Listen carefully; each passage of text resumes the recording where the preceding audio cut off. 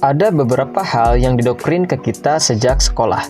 Ironisnya, hal-hal tadi justru ada yang bikin kita jadi lemah. Dan mindset lemah ini terbawa terus sampai kita gede. Kita bahas ya bro, karena lo udah tahu, pastiin adik-adik atau anak-anak lo besok gak terdoktrin konsep yang sama. 1. Sekolah itu nomor 1.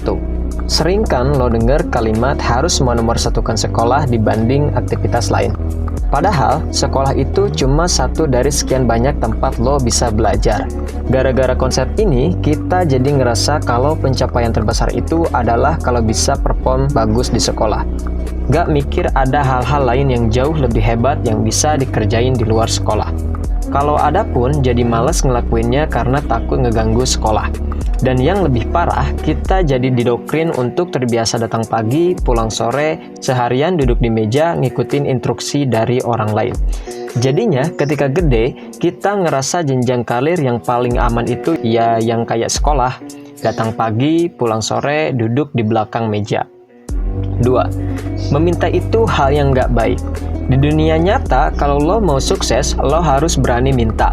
Sekolah mengajarkan kita untuk gak meminta. Meminta dianggap perbuatan lemah, perbuatan memalukan. Padahal, meminta itu nunjukin kalau lo ngerti apa yang lo mau. Dan lo berjuang untuk meraihnya. Coba lihat perusahaan-perusahaan dan pembisnis tersukses di dunia. Mereka adalah yang bisa minta modal paling besar dari investor. Yang bisa meminta rekan bisnis buat jalin kerjasama. So next time lo mau minta sesuatu ke siapapun gak usah malu bro.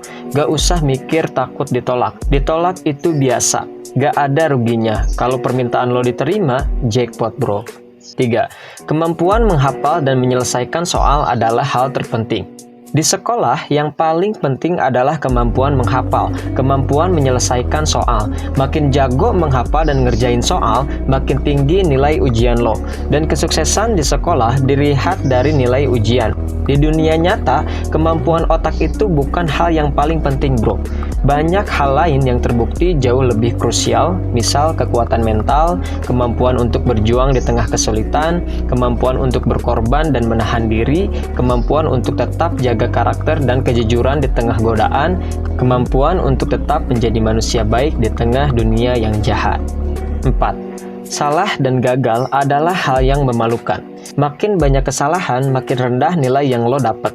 Dan inget bro, momen-momen dimana lo atau teman lo dipermalukan, dihukum di depan kelas karena bikin kesalahan. Sedihnya lagi, kadang fokus utama yang terjadi di sekolah adalah menghukum kesalahan, bukan memperbaiki kesalahan yang udah lo buat. Akibatnya ketika gede, kita banyak takut melakukan sesuatu, takut salah, takut gagal, takut ditolak. 5. Tujuan akhir sekolah adalah lulus dengan nilai bagus. Waktu SD, lo pasti pernah dengar ada yang bilang, sekolah yang rajin ya, biar nanti dapat nilai bagus dan lanjut SMP favorit. Di Indonesia, tujuan akhir kebanyakan sekolah itu nilai bro, bukan pemahaman, bukan pembelajaran. Asal nilai bagus, gak paham atau gak ngerti, no problem, karena mendewa-dewakan nilai. Akhirnya banyak yang menghalalkan segala cara buat dapat nilai bagus. Ada yang nyontek, ada yang nyogok, bahkan ada sekolah yang bagi-bagi bocoran biar siswanya lulus.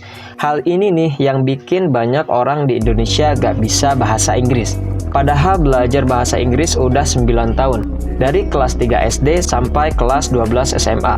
Hal ini juga yang bikin banyak koruptor karena udah dikondisikan untuk main curang sejak sekolah. Atau banyak kasus hamil di luar nikah padahal udah dijelasin tentang sistem reproduksi di pelajaran biologi dengan jelas. Oke bro, mari kita berharap sistem pendidikan di negara kita bisa lebih baik lagi. Dan karena lo udah tahu beberapa hal yang gak bagus, segera tinggalkan ya bro. Semangat bro.